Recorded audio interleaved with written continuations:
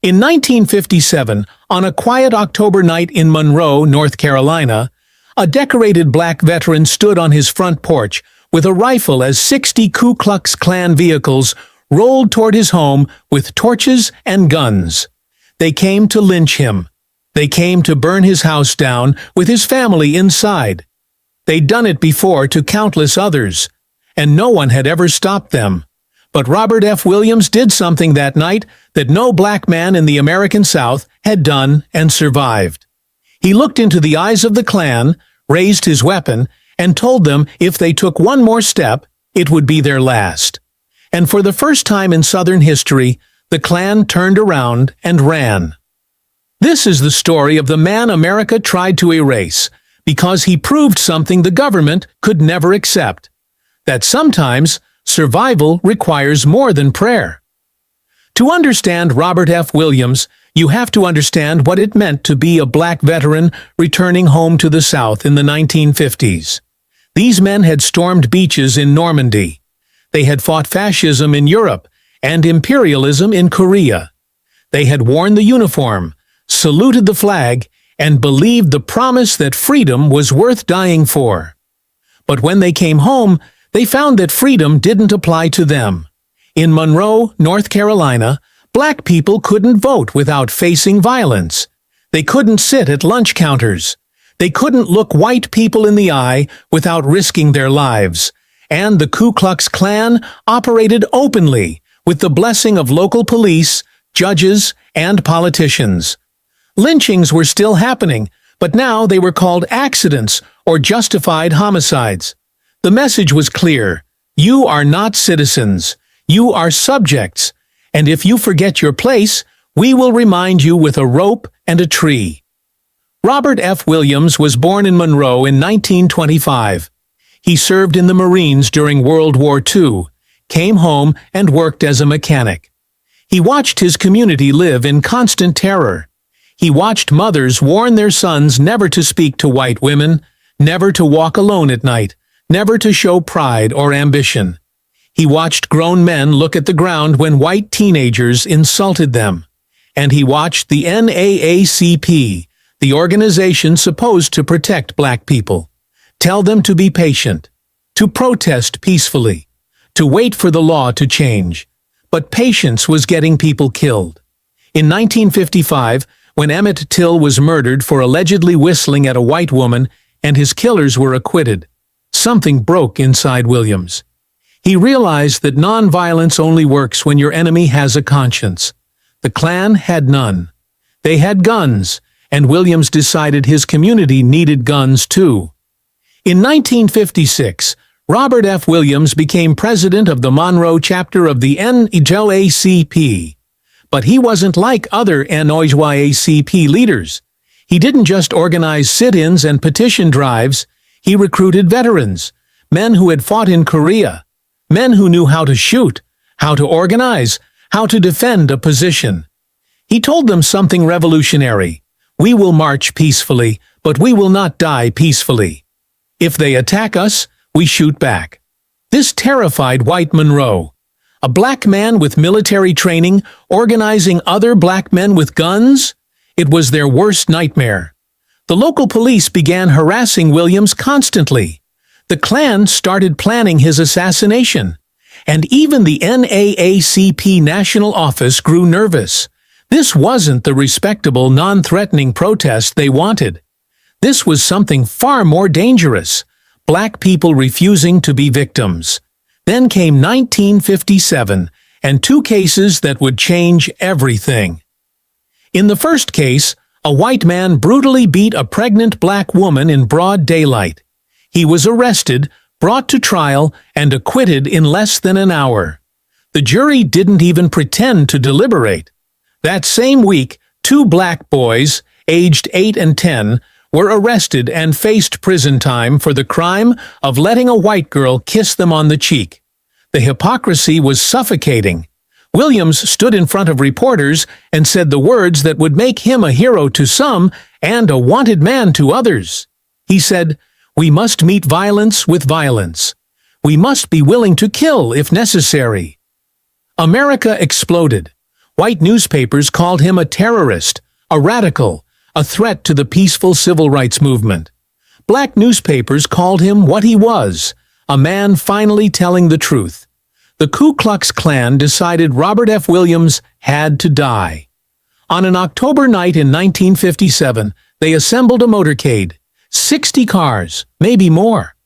Armed men with rifles, shotguns and pistols, torches to light the fires, gasoline to make sure the flames spread fast. They had done this ritual 1,000 times across the South. Roll into the black neighborhood, burn a few homes, shoot anyone who runs, and disappear into the night. The police would call it a tragedy. The newspapers would blame outside agitators, and life would go on. Except this time, something was different. As the Klan convoy approached Williams' neighborhood, they saw black men on rooftops, black men behind cars, black men in windows, and every single one of them was armed. Williams himself stood on his front porch, rifle in hand, surrounded by veterans who had survived actual war and weren't about to be intimidated by cowards in bedsheets. The Klan stopped. Their engines idled. You could feel the tension crackling in the air like lightning before a storm. The Klan leader, emboldened by a century of unchallenged terror, shouted threats, told Williams he was a dead man, told him to send out his wife and children so they could watch him burn. Williams didn't flinch. He raised his rifle, and his voice carried across the night air, cold and steady. You take one step closer, and this will be the first and last mistake you make. Behind him, a dozen rifles cocked in unison. The sound was unmistakable. It was the sound of men who had decided they would rather die fighting than live on their knees. And in that moment, the Klan realized something they had never confronted before. These black men were not afraid. These black men were ready. And if the Klan attacked, some of them weren't going home. So they left. 60 cars, full of armed Klansmen, turned around and drove away. Not a single shot fired, not a single cross burned, not a single black person harmed. The story spread like wildfire through black communities across the South. Robert F. Williams had done the impossible. He had faced down the Klan and won. Black families who had lived in fear for generations suddenly saw a new possibility: survival. But white America saw something else. They saw a threat, and the system moved quickly to neutralize it. In 1959, the NAACP national leadership suspended Robert F. Williams. They said he was too radical, too violent, that he was damaging the movement. But the truth was simpler. He made white liberals uncomfortable. The civil rights movement was supposed to be about noble suffering, peaceful marches, and black people proving they deserved humanity by enduring brutality without fighting back. Williams disrupted that narrative. He said out loud what many black people had been thinking in private. If someone tries to kill you, kill them first. It wasn't murder, it was survival. But the NAACP chose respectability over reality. And Williams was cast out from the organization he had revitalized. Then, in 1961, the trap was set. During a protest in Monroe, a white couple drove into the black neighborhood and claimed they had been kidnapped. Williams, trying to de-escalate the situation, gave them refuge in his home and then let them leave unharmed. It didn't matter. Police charged him with kidnapping, a capital offense in North Carolina. It was an obvious setup, designed to get Williams into a courtroom where an all-white jury could sentence him to death legally. Williams faced an impossible choice: stay and die in a rigged trial, or run. He chose to live. He fled to Cuba. Fidel Castro granted Williams asylum, and from Havana, Williams launched something extraordinary. He started a radio program called Radio Free Dixie, broadcast directly into the American South. Every night, black families in Mississippi, Alabama, Georgia, and North Carolina secretly tuned their radios to hear Williams' voice. He told them they had the right to defend themselves, that they were not slaves, that they were warriors. The FBI tried to jam the signal.